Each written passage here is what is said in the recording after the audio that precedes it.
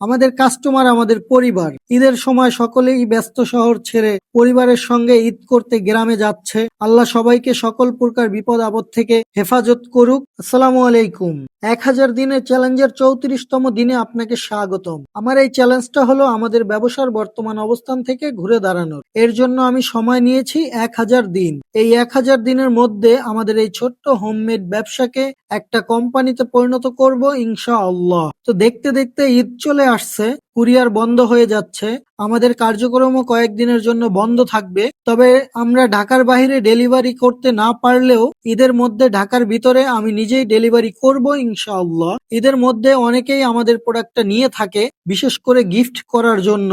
আজকেও আমরা এমন একজন কাস্টমার পেয়েছি যিনি আমাদের প্রোডাক্টটা একজনকে উপহার দিবেন, তাই একটু স্পেশাল করে প্যাকেজিং করে দিতে বলেছেন এবং বক্সের ভিতরে একটা ঈদ মোবারক কার্ড দিতে বলেছেন।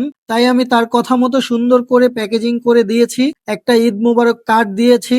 আসলে এমন অর্ডার আসলে আমাদের অনেক আনন্দ লাগে। প্রিয়জনদের উপহার দিতে আমাদের হেলদি প্রোডাক্টটা অর্ডার করে থাকে। আমাদের অনেক কাস্টমার অর্ডার করার পর আগেই টাকা পরিশোধ করে দেয়, তারপর আমাদেরকে বলে এটা আমার মায়ের জন্য অর্ডার করেছি, সুন্দর করে প্যাকেজিং করে পাঠিয়ে দিবেন। কেউ প্রবাস থেকে আদরের সন্তানের জন্য অর্ডার করে থাকে। ভালো লাগে যখন কেউ বলে আত্মীয়দের জন্য অর্ডার করেছি। আমরাও সবসময় যত্ন সহকারে তৈরি করে সুন্দর করে প্যাকেজিং করে দেওয়ার চেষ্টা করি। ব্যবসা শুধুমাত্র আসলে টাকা কামানোর জন্য না, কাস্টমারকে ভালো কিছু দিতে পারা, কাস্টমারের সাথে সুসম্পর্ক করা অনেক বেশি আনন্দের, যা টাকা দিয়ে আসলে পরিমাপ করা যায় না। আমাদের কাস্টমার আমাদের পরিবার। সব সময় চেষ্টা করি আমাদের কাস্টমারকে খুশি রাখার জন্য। ঈদের সময় সকলেই ব্যস্ত শহর ছেড়ে পরিবারের সঙ্গে ঈদ করতে গ্রামে যাচ্ছে। আল্লাহ সবাইকে সকল প্রকার বিপদ আপদ থেকে হেফাজত করুক। আমাদের জন্য দোয়া করবেন, সব সময় যেন আমাদের কাস্টমারকে ভালো কিছু দিতে পারি। আসসালামু আলাইকুম।